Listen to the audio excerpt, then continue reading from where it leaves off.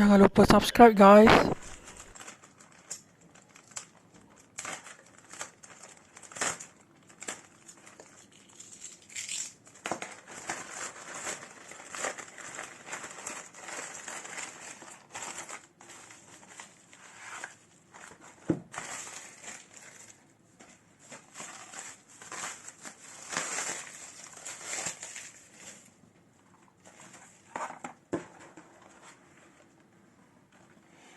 Okay, aku baru beberapa hari lepas aku beli power bank dekat Shopee.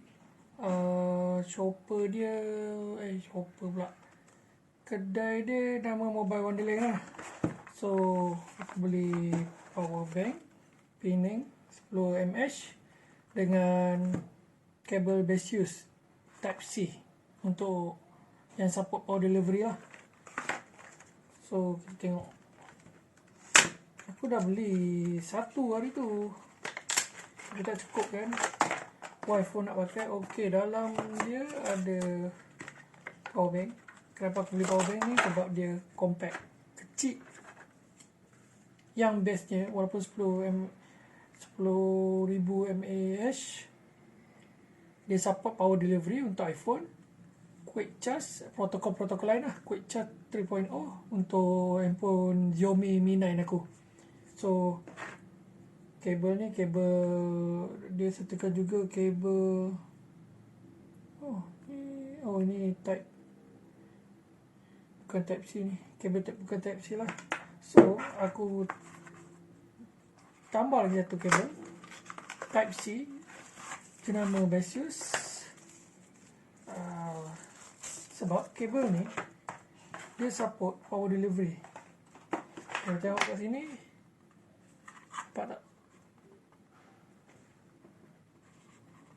Dia support power delivery, support quick charge 3.0. So, kiranya kalau kau pakai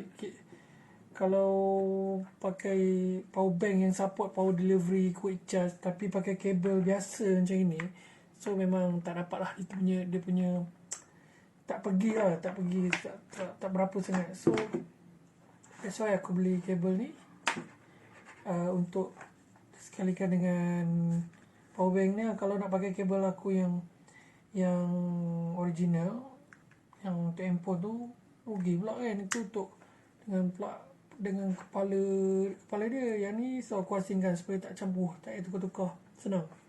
So, 10,000, harga dia lebih kurang RM59 kot. RM59, 10,000 mAh, kecil, senang bawa. So, very compact. So, kalau korang nak beli power bank ke untuk santai-santai buat jalan-jalan, boleh pakai power bank jenis Penang.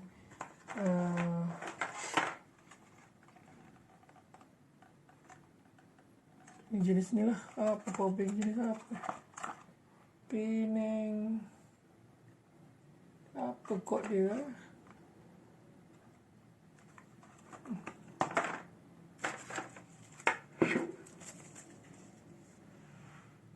Oh, ni kod dia.